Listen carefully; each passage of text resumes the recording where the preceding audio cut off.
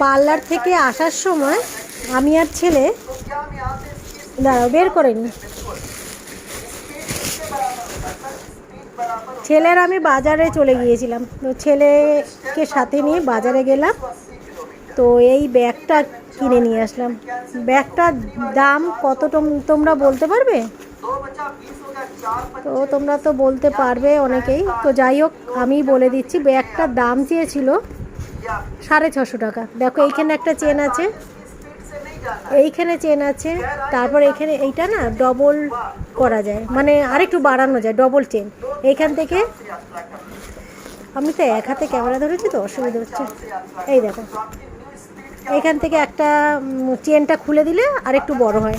তারপরে এই একটা চেন আছে, এইখানে একটা চেন আছে, এইখানে জলের জায়গা, আর এইখানেও চেন আছে, আর একটা চেন আছে কোথায় জানো, এই দেখো অনেকগুলো চেন রয়েছে।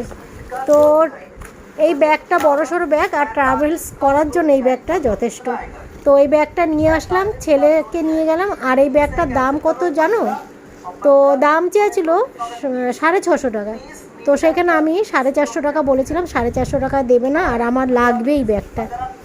তো লাস্ট পর্যন্ত 500 টাকায় উনি রাজি হলো, মানে উনি বললো 500 টাকা, আমি বললাম না 450 করুন। তারপর বললাম যে 480 করুন, তাও দেবে না। এইবার 490 টাকা, মানে ধরো 500 টাকা, তাও 500 টাকাই চেয়েছে। আমরা 10 টাকা ছিল না, খুচরা ছিল না, 400 টাকা ছিল আর 90 টাকা খুচরো ছিল, মানে এরকম। তো বলো ঠিক আছে 490 টাকায় দিন।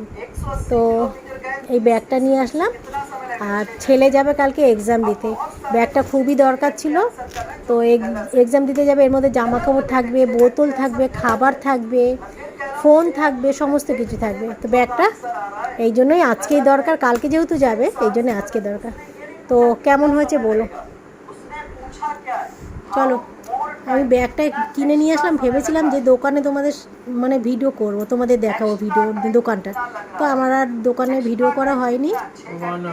তো ঠিক আছে বন্ধুরা, চলো টাটা।